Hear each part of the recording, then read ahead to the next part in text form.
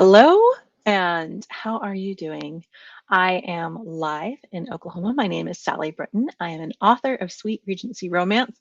This broadcast is going to my YouTube channel, my Facebook page, and the Facebook group where all these questions came from. We're going to keep things short and sweet today, just answering a few questions that I asked fans, what do you want to know yesterday? So there are just a couple, but if you have any questions while we're doing this, feel free to go ahead and pop them in and I will try to get to them at the end. So let's start. I tried to organize these a little bit into like personal and writer questions and book specific questions. Okay. And I'm doing this all by myself. Usually when I do lives, I have a friend or another author that I'm talking to, and that makes me feel a lot more comfortable than just doing it by myself. I feel like a talking head. The only person who is, well, not even a person, the only being keeping me company right now is my cat. And she's really not interested in talking to us today. So let's go ahead and begin. And we're starting off strong with our first question from Amanda. Amanda wants to know what my favorite color is. Like most adult females, it's really hard for me to pick just one. But if you're looking at my office right now, you're going to see a lot of pink and a little bit of like the dark teal. So those tend to be the colors that I gravitate toward the most. I mean, you can see I'm even using a pink banner here. I don't know.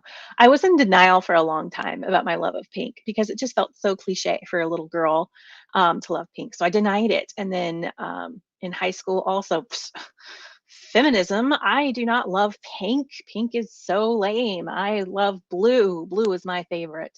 But really, I mean, it doesn't matter. And historically speaking, pink is actually a masculine color that was used for little boys up until like the 1940s or 1950s.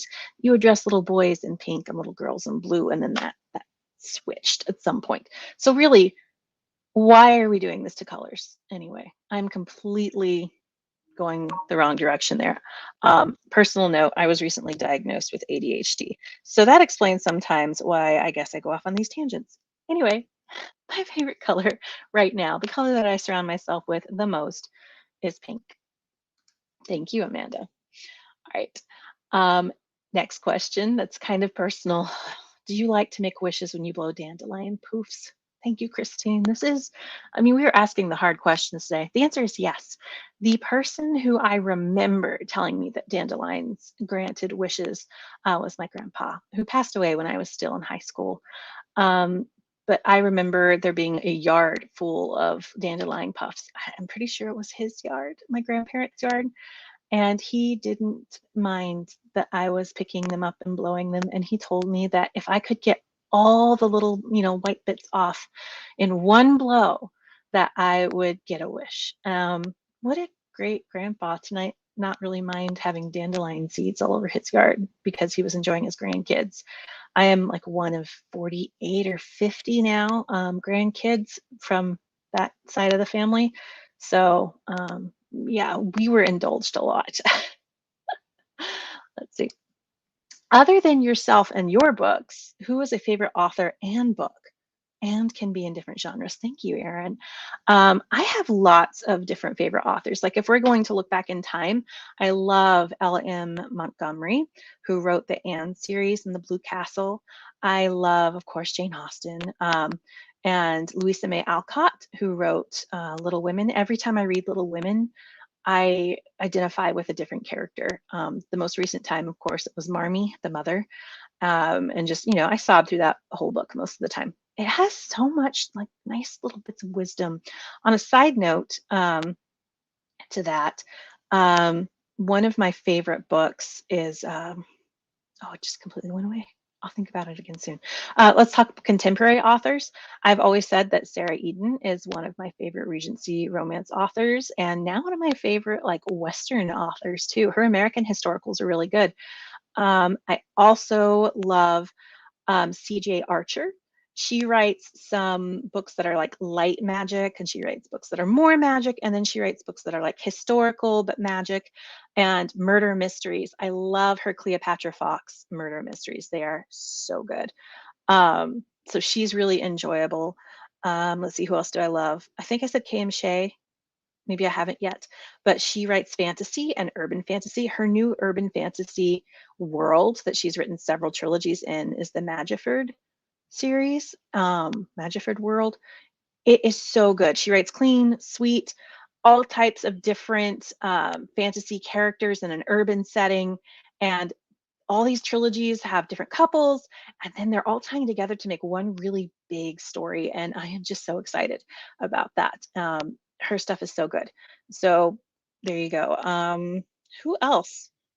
I'm not going to say her name right, but W.R. Gingell, I believe that's how you pronounce it, also writes urban fantasy, and she lives in Tasmania.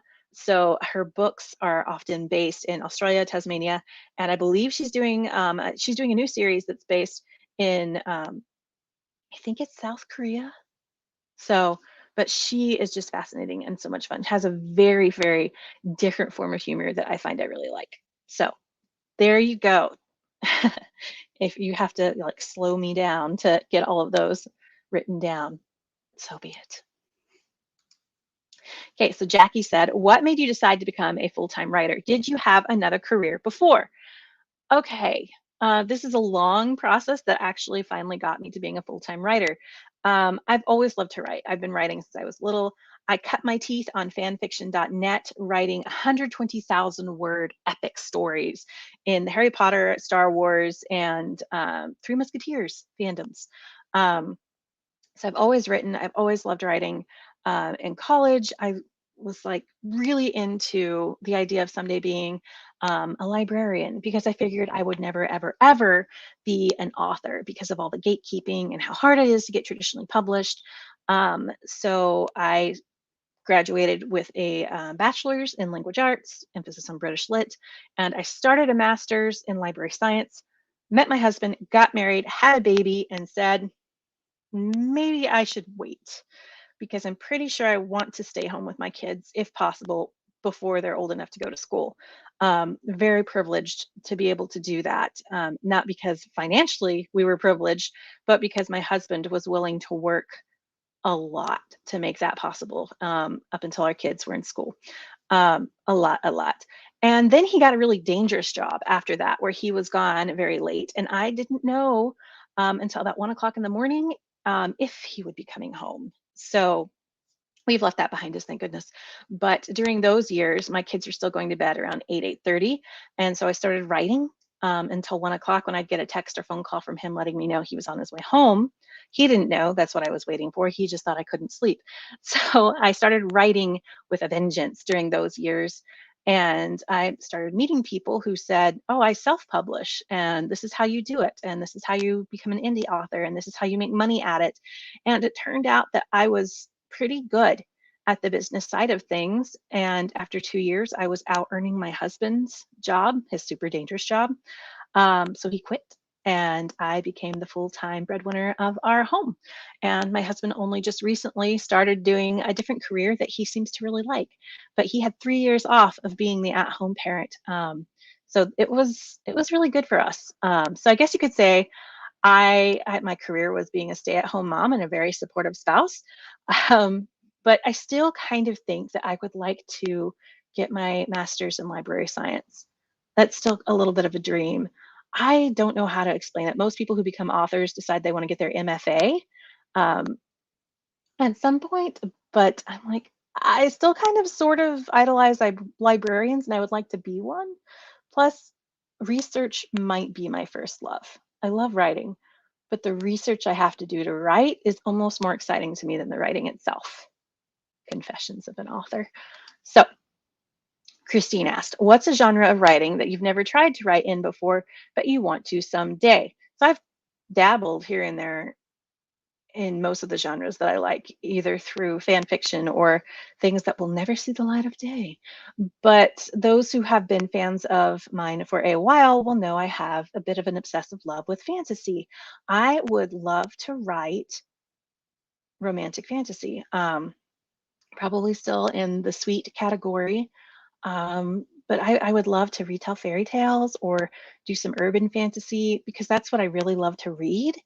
And I have ideas that I think would be a lot of fun. So I might want to try that someday. All right, so this is more complex. And I asked, do you use a specific story outlining technique or structure? Do you have a favorite writing craft book that you recommend? All right. This is a question that is very much geared towards those who might be considering writing themselves or are writing, and you're kind of looking for some guidance. Okay, so I have lots of favorites, and some of these I just use now without even thinking about it or without having to refer to the materials. I love, if you Google Jamie Gold outlines, she is fantastic, and she has a romance outline that I love. It's very simplistic, but you can put in, and it's really geared more towards, indie authors too. But she has this table that you can download, like it's an Excel sheet, and you can put in like how many pages or how many words you want the story to be, and then it'll break down in this really cool spreadsheet how many words you need per section to make the story work that way. It's like by this point in the story, if you've written this many words, their characters should be doing this. It's really a helpful guide. Another great one is Romancing the Beat. This is one that I kind of use without thinking about it too. Warning, the author who wrote this did use steamy examples, but it works really well for clean. Anything, if you're not strictly writing romance, and even if you are, it's kind of helpful, but anything by K.M. Wayland. I only have the workbook because most of her stuff I have as ebooks. Outlining Your Novel, she is fantastic. She has another book about character development. I really love her. And then if you're talking strictly about, well, let's see, one more. Anything that's part of this series, this is the Emotion Thesaurus, and the series is called, what is the series called? I don't know, but it's by Angela Ackerman and Becca Puglisi, sorry. But they have an emotion thesaurus, a wound thesaurus, a negative trait thesaurus. But these are all super duper helpful when you're creating characters or trying to come up with backstory. It's like, I have a character who I know was mostly in charge of their siblings. Like they raised their own siblings pretty much because the parents weren't in the picture the way they should be. You can actually look that up in some of their books, and it'll tell you some things that will be character strengths and weaknesses based on that background. And they've done all of this with a lot of psychological research into the real world. So it really helps to round up and flesh out characters. Another great book, if you're just looking for like inspiration and to feel good and to get more determined about being a creative person in general, or wanting to go out and grab your dream. So writers or anything else. I love this book, Grit by Angela Duckworth, The Power of Passion and Perseverance. It is really good, and the audiobook's not bad either. So it's, of course, a nonfiction book. It's about this woman who, she studied a whole bunch of high achievers, people who are considered geniuses in their field, and then she shared how having grit can make you a success. So I really, really, really, really like that book. So do you have any plans to travel soon? If so, where? And what are you working on right now? Priscilla, I have sent her stuff. I like her. So I did have plans to travel and canceled those plans. I was going to go to the UK, and then I started looking at everything going on in my life, and I'm like, this isn't the best time. So I canceled my flight. And now I have a whole bunch of e-credit that I don't know what to do with. But that was really sad. That was a sad moment for me. But it made the most sense. So technically, no. I have a few conferences coming up, writer conferences that won't take me too far from home. I will be going to Oklahoma and Texas for different writers conferences. And I have a retreat planned with my bestie in Oregon. Are we going to Oregon? No, Washington. We're going to Washington. But the two of us are just going to hang out and do fun stuff. Okay, so what am I working on right now? Good question, and probably something that I should answer a little bit later because even I am not sure. We'll get back to that, Priscilla. All right, Sophie is currently reading his Blue Stocking Bride. And one of the scenes, by the way, that one's about to be re-released with new scenes, or not about to. It will be re-released with better stuff soon. One of the scenes has Marianne, she's a secondary character, serving a dish of olives. Was it common for the upper classes to have access to olives? And in her question, I remember she also said she hadn't seen it in Regencies before. Yes, they had access to olives. I actually went digging to find some stuff that was considered, a little bit like luxurious and exotic. Olives are brought over by the barrel from Spain and France primarily. And there are ads in newspapers of the time period that say, guess who has olives right now? And, a merchant would list everything that he had just gotten in a shipment, and it would be like 2 barrels of Spanish olives, um, this particular type of grape, this particular type of onion, but they would list all of these more exotic spices and things like that. So yes, they did have access to it, and it was considered a luxury item or luxury good. I specifically mentioned olives in that story, not just to showcase that they had a lot of money, but because my mom's favorite thing ever is olives and I can't stand them. So I put olives in that book as a tip of the hat to my mother. Chandri, I hope I said that right, asked, which of your character stories has been your favorite to write or the one you had most fun writing? So I have 3 books that I think of all the time when I think of my favorites. And what's funny is I always thought that they would be everybody else's favorites too. So I tended to spend a lot of time in the past putting a lot of marketing behind those 3 books. And only one of them has been a fan favorite to the degree that is my favorite. But my favorites, right, were first and foremost Miss Devon's Choice. I loved writing that book. I messed up a lot in that book. That was the first time I had a professional editor instead of a whole bunch of friends helping me edit. And she made me change the last like third of the book when I gave her my draft. And it was like I was gnashing my teeth and like in denial, but she was so right. And I loved the book even more when I finished. It's in part because of the characters. Um, in large part to the characters. I have a huge crush, or had a huge crush, on Ben Solo slash Kylo Ren, played by Adam Driver. And so I kind of was picturing him in the role of my hero for that book, Christian. Um, so I adored him. And Rebecca was so much fun to write in that book just because she is so determined um, to love him, whether or not he wants to be loved. So that's a fun book. I also really love Saving Miss Everly. And again, in large part because of Alejandro. He was so much fun to write and to get in his head. I read an entire, like, 2 or 3 books about the history of Argentina. A lot of it never made it into the book, but it really helped me kind of form who Alejandro would have been as a person. Also, they're on a desert island. I mean, how many regencies do you have something like that happen? Not very many. I can think of a couple that are not mine. So I love that one. And then Reforming Lord Neil was a lot of fun to write. And that's the one that I believe readers have loved um, as much as I have. And it's because I love Neil so much. I mean, he I don't know, he goes from this kind of smarmy, suave, annoying guy into this real sweetheart, and you see a tender side of him. So that's those 3 are probably my favorites of the ones that I have written or had the most fun writing.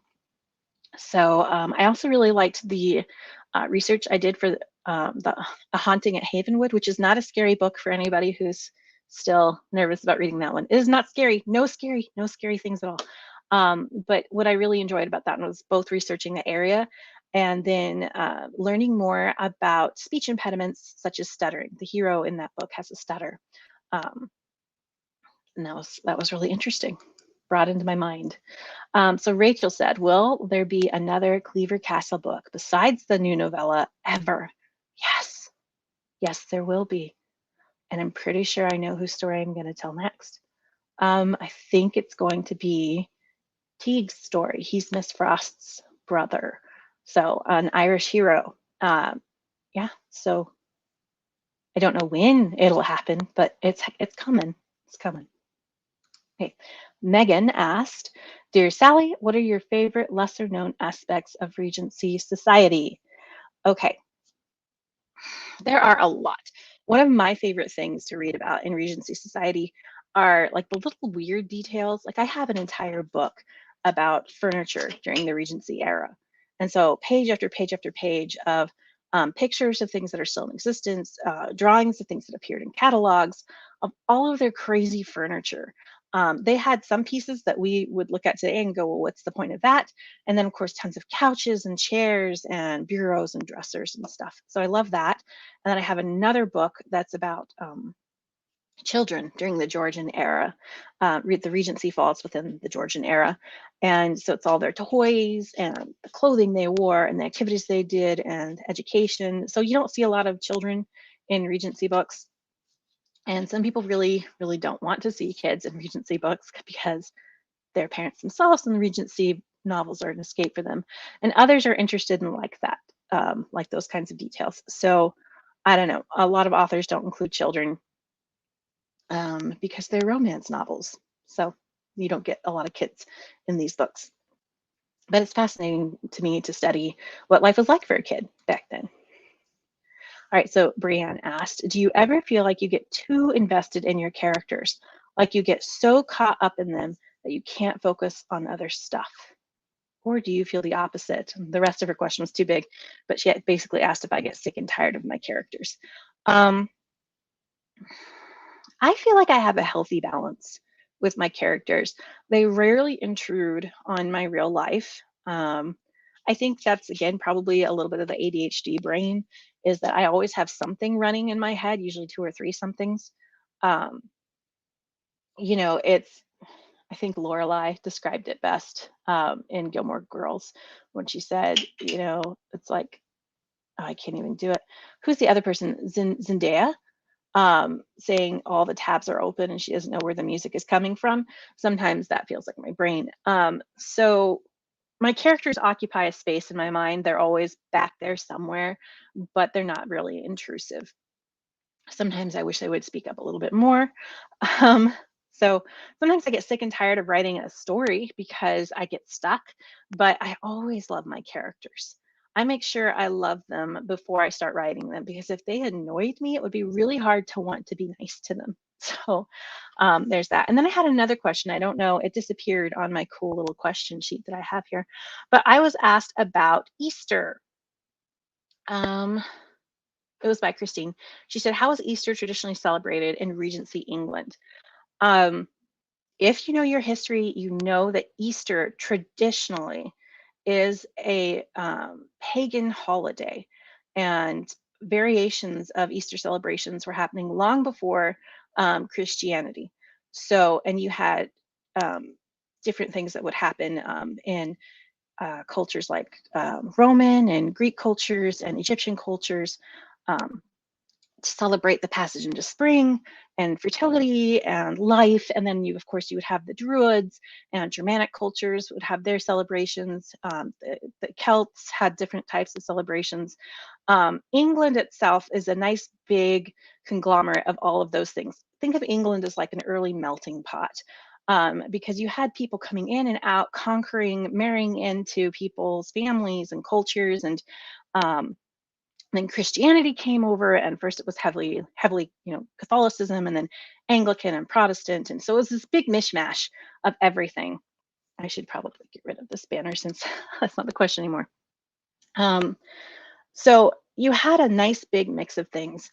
And for a while, there were celebrations that were considered strictly, there were things about celebrating around that time that were considered strictly pagan, and the church frowned on it. And then there were more ways that the Church of England, as well as Catholic Church, drew in some of the pagan traditions and made them appropriate for their Christian people who were celebrating.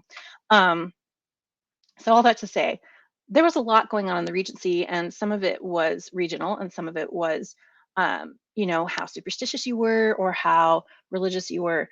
So they had things that we would recognize today. They still painted eggs, children especially, and then they would scratch their names into them. They would roll eggs down hills, and I found one news account where the particular village didn't stop at rolling eggs, but they started rolling themselves down the hills, which created a little bit of a scandal because there were quite a few females involved in rolling down the hill. So there was that. There were some groups of people that used the week leading up to Easter to play pranks on each other, and Easter Sunday is kind of when you would stop that nonsense. They had Pancake Tuesday, which some people would know as Fat Tuesday or Mardi Gras, where they would eat pancakes and all the sweets and stuff. And we believe that they did that to kind of get rid of anything that would go bad during the 40 days of Lent. Lent was observed during the Regency, and it was a time to not eat fatty foods or a lot of rich foods. Oftentimes during Lent, people would dress a lot more somberly, somber colors.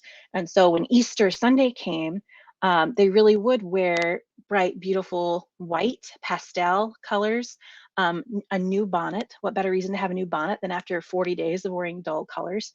Um, I would go to church, of course, and it would be one of the few times during the year that higher members of the clergy would give sermons and, preach. You would have incense burning in the church. You would have a lot of traditional Easter hymns being sung. Also, during that 40 days of Lent, the theaters generally wouldn't have like the more raucous or ridiculous plays and things going on. They tended to have more, I want to say like mummeries, but that's not quite what it is. But it would be things of a more religious nature, more somber type plays during that 40 days. And then they would have Easter Sunday and Easter Monday and Tuesday.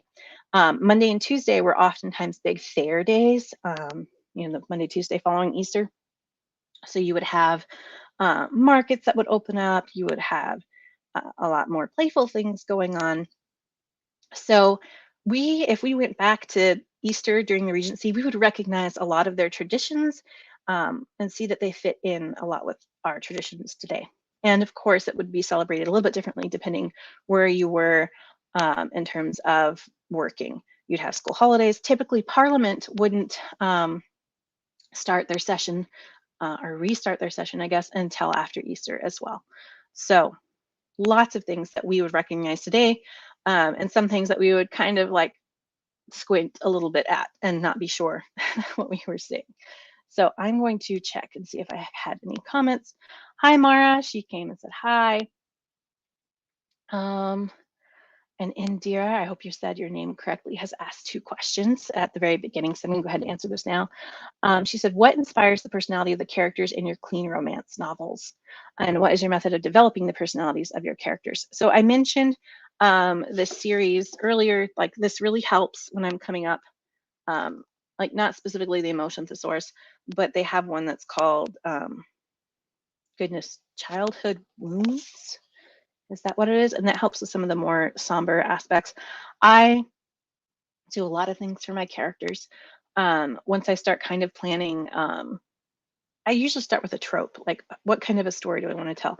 Do I want to tell a marriage of convenience? Do I want to tell enemies to lovers? Do I want to tell friends to more? So I will come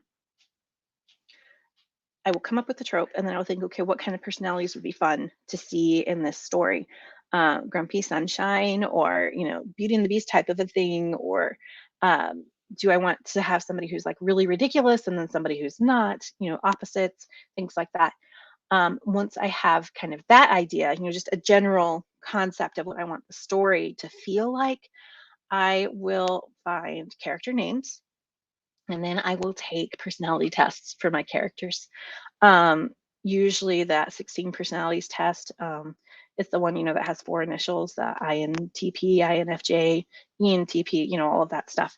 So I'll take a personality test for them. Sometimes I will look at the zodiac. I don't have personal belief that my star sign influences my life very much. So that's just my personal belief, but I will make it influence my characters. I will figure out when they were born.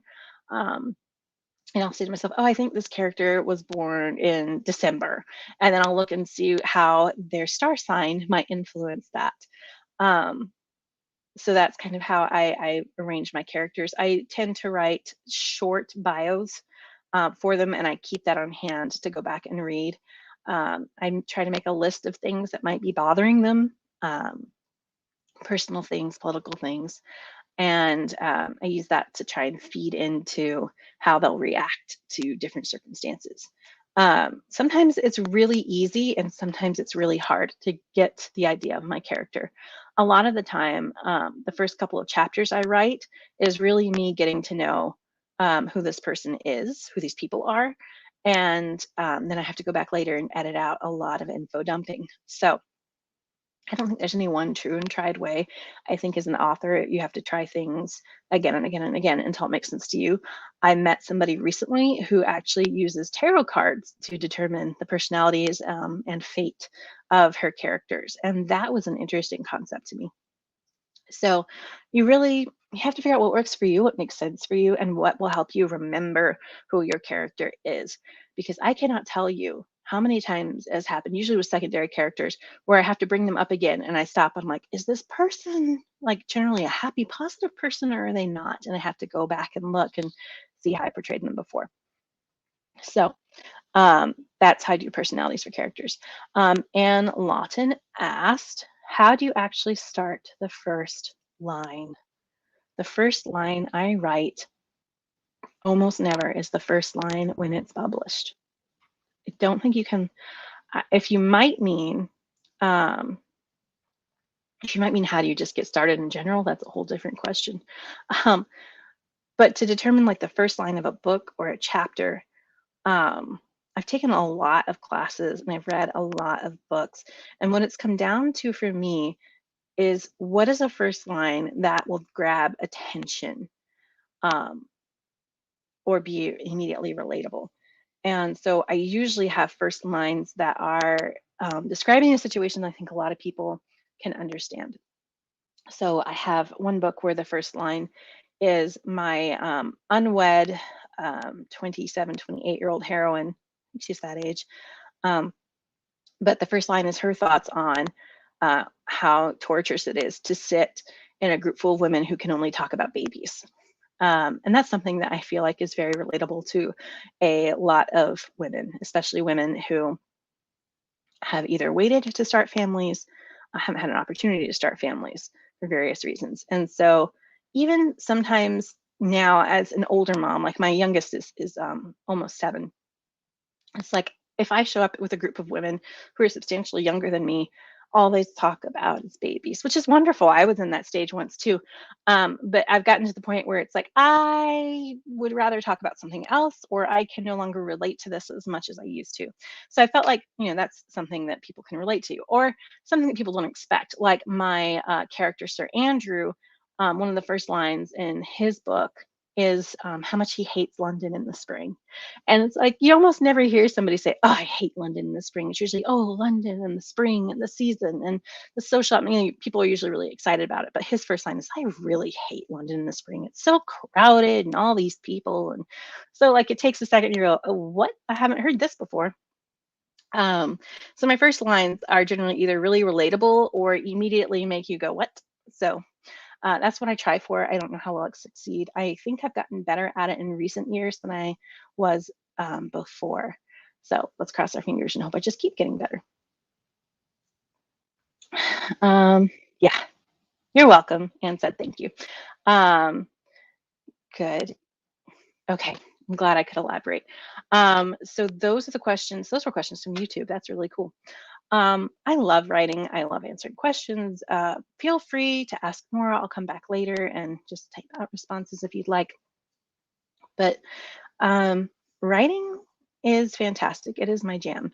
And I love interacting with people who read my books and who want to write their own books. So I hope this has been fun for everybody. Nice, short, and sweet. I'm really happy about that. Everyone have a great day. Thank you for asking questions and for watching the video. We will talk again soon. Bye.